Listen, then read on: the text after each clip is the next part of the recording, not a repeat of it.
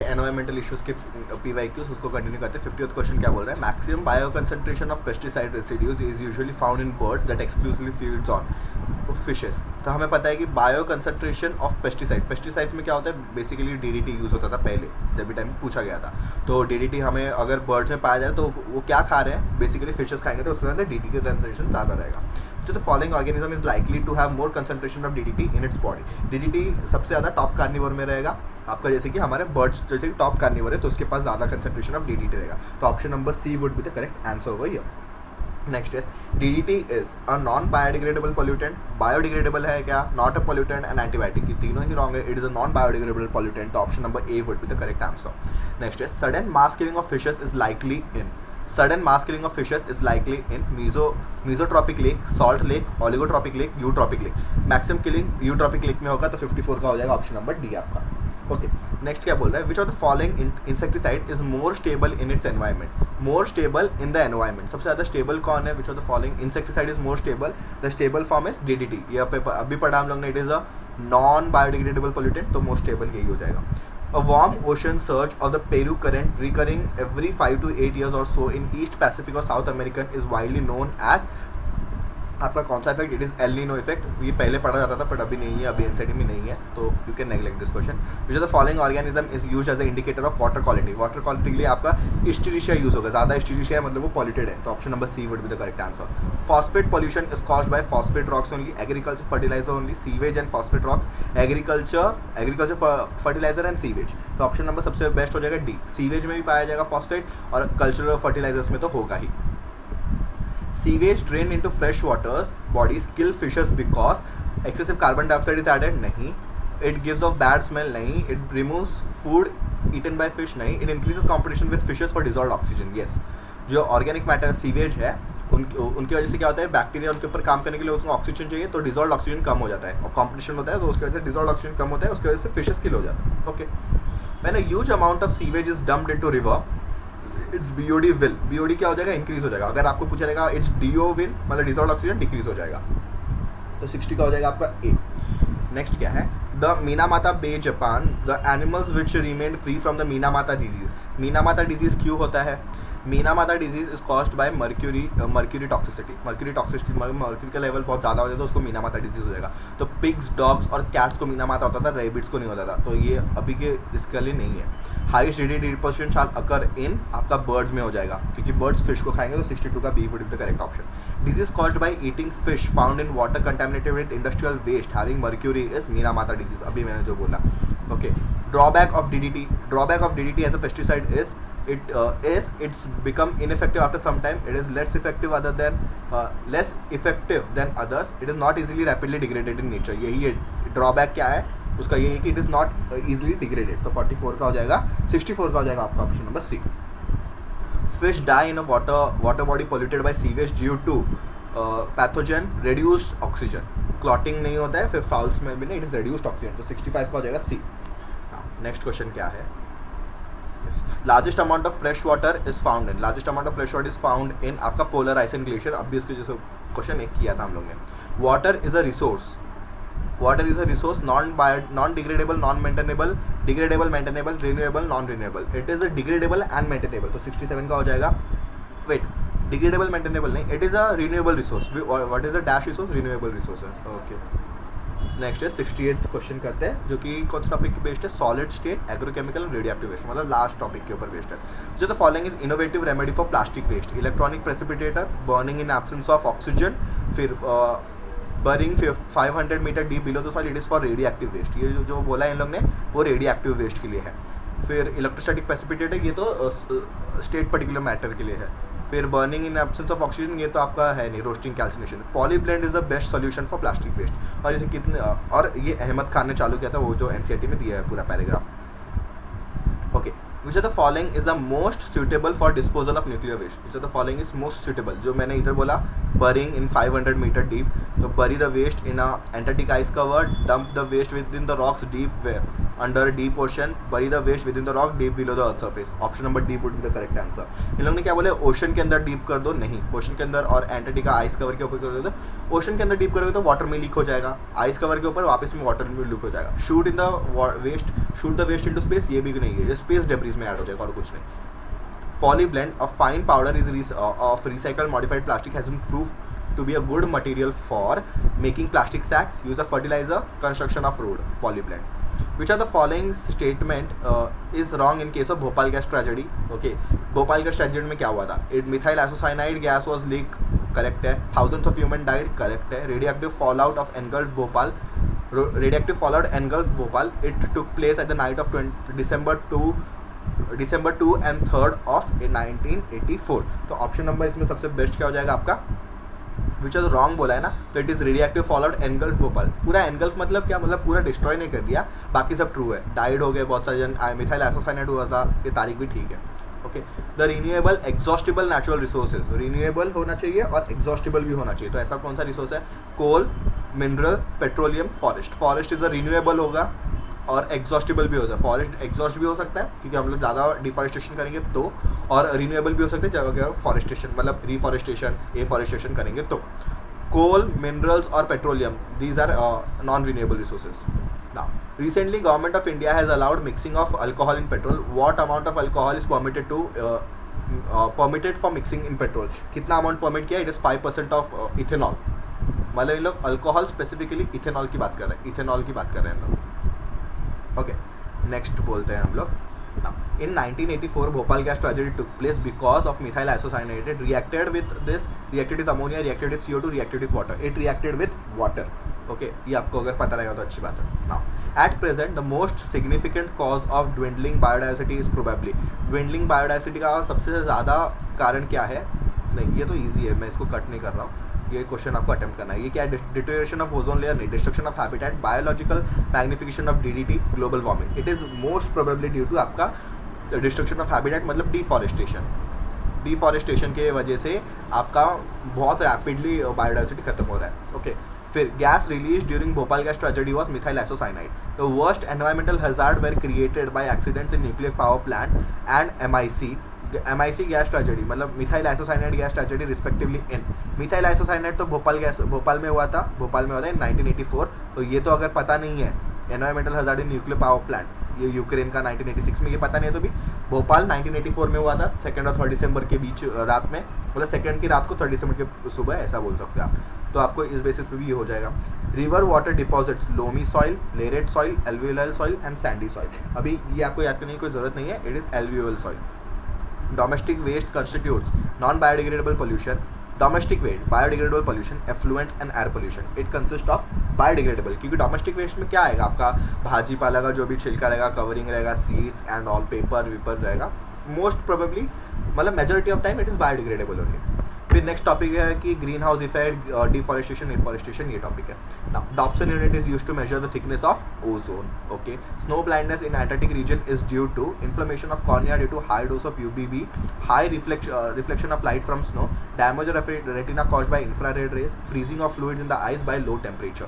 देखो, snow blindness क्यों होता है? स्नो ब्लाइंडनेस मतलब ऐसा धुंधला दिखना. It is due to the inflammation of cornea due to high dosage of UVB light. Okay, next क्या है? Montreal protocol was signed in 1987. ये याद रखना है, Montreal protocol 1987 for, Montreal protocol is for ozone. Okay, ozone depletion बचाने के लिए ये होता है. Emission for ozone depleting substances, to control the emission of ozone depleting substance. Green house के इफेक्ट नहीं, ई वेस्ट के लिए नहीं, मॉडिफाइड अनदर कंट्री, ये सब कुछ भी नहीं. Which of the following statement about ozone is correct? Stratospheric ozone protects us from UV light. Tropospheric ozone protects us from UV radiation. Stratospheric ozone is good, not bad, it is good. तो ये good है तो यही protect करेगा. तो option number A is correct. 83 का आ जाएगा आपका A ऑप्शन. और ट्रोपोस्फेरिक ओजोन इज बैड, तो ये इसको प्रोटेक्ट भी नहीं करेगा. Okay, if agriculture field is liberally irrigated for a prolong period of time, it likely to face the problem of salinity.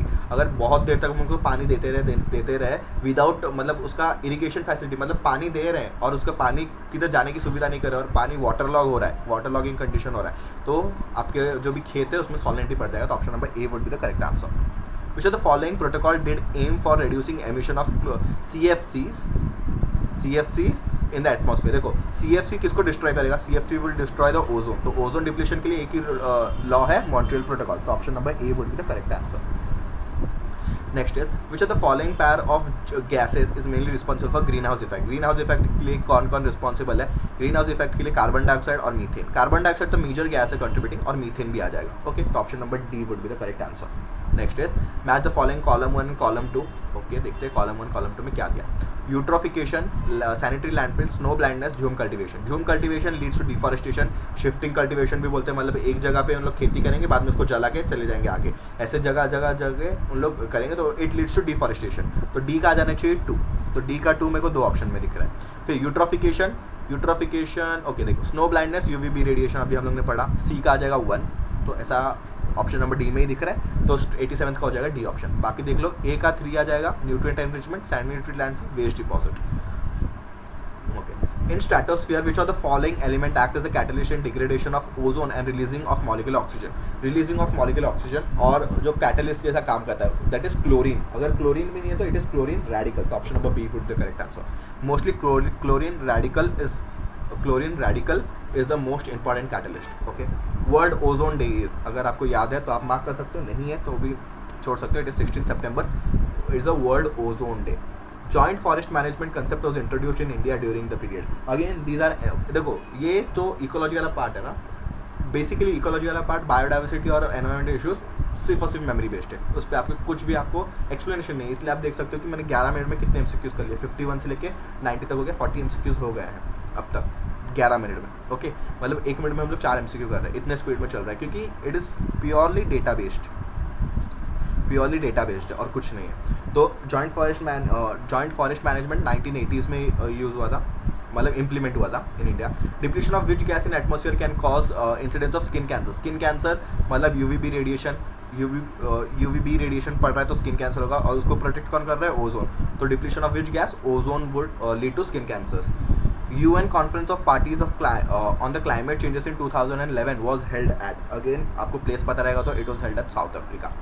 Which of the following is not one of the prime health risks associated with greater UV radiation through the atmosphere due to depletion of ozone? देखो, reduced immune system, damaged eye, increased liver cancer, increased skin cancer. Not an prime health issue. Liver cancer is not an issue. 93 का हो जाएगा option number सी। बाकी सब होगा, damage आई होगा, immune system कम हो जाएगा, कैंसर, स्किन कैंसर होगा। The UN Conference Party of Climate Change on 2012 was held at, Doha, Warsan, Limba and Durban. Again, it is a memory based, it is held at Doha. Kyoto Protocol was endorsed at COP3. Again, memory based questions. Okay, जितना question करोगे उतना आपको data याद होते जाएगा। Global warming was controlled by reducing deforestation, reforestation मतलब वो झाड़ लगाने को आप रिड्यूस कर रहे हो, नहीं। इंक्रीजिंग डिफॉरेस्टेशन नहीं, reducing deforestation, cutting down of fossil fuel. Option number D would be the correct answer. The second commitment period of Kyoto Protocol was decided at Doha. Okay, next, climate of the world is threatened by increasing concentration of atmospheric oxygen. Oxygen बढ़ेगा तो climate change होगा कि नहीं? Atmospheric increasing concentration of atmospheric carbon dioxide. Option number C would be the correct. इस carbon dioxide would lead to global warming will lead to polar ice cap का melting हो जाएगा। Okay, now next क्या बोल रहा है? Which of the following statement is wrong? Most of the forest have been lost in tropical areas. Ozone is the uppermost atmosphere in the harmful to ozone in the upper part of atmosphere is harmful to animal. Greenhouse effect is a natural phenomena. Eutrophication is a natural phenomena in freshwater body. तो इसमें से wrong statement क्या है वो ढूंढना है हमें। Okay, देखो, मोस्ट ऑफ द फॉरेस्ट है ट्रॉपिकल लॉस्ट हो गया है, क्योंकि हम लोग ने उसको कट करके क्या बीफ और सोयाबीन उगाने के लिए कर दिया है, तो वो तो हो गया है। फिर ग्रीन हाउस इफेक्ट नेचुरल है, फिर ये भी यूट्रोफिकेशन भी नेचुरल है। Ozone in the upper part which is stratospheric part, it is a good ozone, not harmful, it is मतलब गुड ओजोन है तो हार्मफुल नहीं है वो। Next is which of the following expanded forms of the following acronyms is correct. Okay, कौन सा correct है वो हमें ढूंढना है, तो अभी पढ़ते हैं हम लोग। ये भी अगेन मेमोरी बेस्ड क्वेश्चन है, ठीक है। देखो, IPCC UNEP EPA ICUN, it is international union of conservation of nature and natural resource, यही करेक्ट है। ओके, बाकी सब तो गलत है। Which are the following pair of gases are the major cause of green house effect. Green house effect सुना तो CO2 तो आना ही चाहिए आपके मन में। CO2 के साथ और क्या आएगा, carbon monoxide, O3, NO2। CO2 के साथ और कौन सा सेकेंड मोस्ट ये आ जाएगा आपका N2O, फिर आ जाएगा मीथेन, फिर आ जाएगा CFCs। ये चारों ऐसे आते हैं, इनमें से कोई भी ऑप्शन निकल वो आ जाएगा। Good ozone is found in stratosphere, अभी हम लोग ने पढ़ा।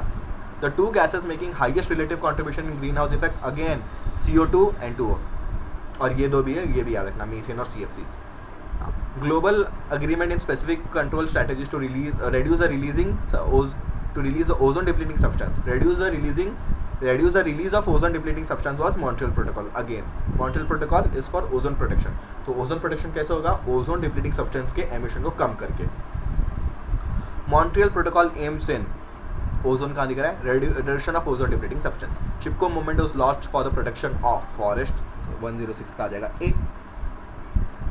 Next is, which of the following is the correct percentage of the 2 out of 4 green house gases. देखो 4 ग्रीन हाउस गैसेस क्या क्या है, CO2, N2O, फिर आपका CFCs और आपका मीथेन CH4।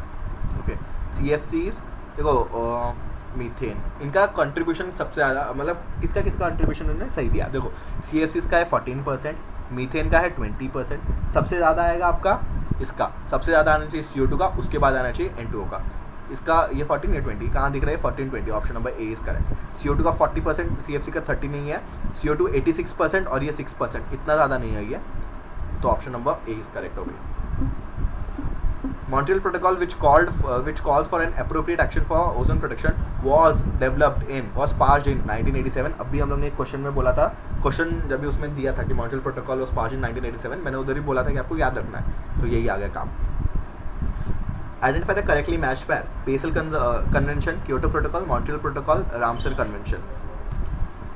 तो इसमें आपका Kyoto protocol is for climatic change हमें पढ़ा है, मॉन्ट्रियल प्रोटोकॉल ग्लोबल वार्मिंग के लिए नहीं, ओजोन डिप्लीशन के लिए हुआ था, तो option number B would be the correct answer. Next क्या है, which of the following pair is mismatched ढूंढना है। Fossil fuel burning release of CO2 correct है, nuclear power radio active waste correct है, solar energy green house effect correct है, biomass burning release of CO2। तो which of the following pair is mismatch, यहाँ पे burning of biomass release of CO2 correct है। इसमें solar energy का green house effect पे depend नहीं है, solar energy green house effect is shown by CO2, solar energy का कुछ लेना है CO2, तो option number C would be correct. Prolong liberation of irrigation, liberal irrigation of is likely to create the problem of again salinity. Prolonged liberal irrigation मतलब आपने अच्छे से उसका इरिगेशन किया ही नहीं है, मतलब water logging capacity, water logging हो गया उधर, तो क्या हो जाएगा आपका सॉलिनिटी पे डिफर पड़ेगा, तो option number C would be correct. A major component of gobar gases methane, फिर option number B correct. The major contributor of green house gases in atmosphere is, major contributor of green house gas, अच्छा कौन सा country है major contributor वो पूछा है हमें, again this is a data based question, तो आपका USA is a major contributor for green house gases, जो कि ये CO2, बाकी सब जो 4 गैसेस पड़े हम लोग। Relative biological effectiveness BEE is usually refer to the damages caused by low temperature, encephalitis, high radiation, high temperature and radiation. Relative biological effectiveness is caused by, it is due to radiation. Okay, greenhouse effect refers to trapping of UV rays, production of cereals, warming of earth, or cooling of earth. It is due to warming of earth. Option number D would be the correct answer. Next क्या है, which important greenhouse gas other than methane is been produced by agriculture fields? agriculture field में और कौन सा होता है, देखते हैं। सल्फर डाइऑक्साइड नहीं, अमोनिया नहीं, आर्सेन नहीं, it is nitrous oxide. If there are no CO2 in the Earth's atmosphere, the temperature of Earth would have been -18 degrees Celsius। बोला था, ये NCERT का लाइन है। Higher, less than present, dependent on the amount of oxygen, it is less than present, it is -18 degrees Celsius। अगर ये दिया रहता तो ऑप्शन अच्छा रहता था, ऑप्शन नंबर B हो जाएगा इस केस में। In coming years, skin related disorders will be common due to pollutant, use of detergent, depletion of ozone। Option number D would be the correct। Formation of ozone hole is maximum in Antarctica, ये भी knowledge based है। Which of the following is the main factor for desertification? Tourism, irrigated agriculture, overgrazing, all of this। किसकी वजह से आपका क्या main factor for desertification is overgrazing की वजह से। Which gases contribute most to the green house effect? It is CO2। देखो ये तीनों ही ग्रीन हाउस इफेक्ट है, ग्रीन हाउस गैस, और ये भी CFC ही है आपका, क्लोरोफ्लोरोकार्बन, ये फेरॉन, बट सबसे ज़्यादा कंट्रीब्यूशन CO2 का है, मैंने अभी बोला था, C ऑप्शन आ जाएगा। Deforestation does not lead to quick nutrient cycling, soil erosion, alternation of local weather condition, destruction of natural habitat, ये तो होता ही है। Quick nutrient cycling, deforestation does not lead to, किसका ऊपर इफेक्ट नहीं आता है, न्यूट्रिएंट साइक्लिंग के ऊपर इफेक्ट नहीं आएगा। सॉइल इरोजन हो जाएगा क्योंकि हमें पता है प्लांट्स सॉइल को बाइंड करके रखते हैं, वो हो जाएगा। ऑल्टरनेशन ऑफ लोकल वेदर भी हो जाएगा क्योंकि प्लांट्स रेनफॉल के लिए रिस्पॉन्सिबल है, तो न्यूट्रिएंट साइक्लिंग के ऊपर उसका कुछ फर्क नहीं है। Ultraviolet radiation from sunlight causes reaction that produces fluorides, sulphur oxides, carbon monoxide and ozone, that reaction that produces, क्या प्रोड्यूस करता है वो, जो यूवी रेट है वो प्रोड्यूस करता है ozone. Green house effect is warming due to infrared rays reaching earth, नहीं, increase in temperature due to increase in carbon dioxide concentration of atmosphere, option number C would be the correct. Deforestation will decrease soil erosion, नहीं, increase करेगा। decrease landslide, नहीं, increase हो जाएगा। decrease rainfall, it will decrease rainfall, तो option number D। fertility भी decrease कर देगा। Fertility increase होता है, नहीं, फर्टिलिटी डिक्रीज होगा, बट रेनफॉल मेजर फैक्टर है, तो ये हो जाएगा। सॉइल फर्टिलिटी के एक्चुअली डिफॉरेस्टेशन से कुछ लेना देना है नहीं actually, option number D would be the correct answer. तो यहाँ पे हो गया आपका सबसे बड़ा chapter environmental issues, memory based and concept based का PYQs। ओके।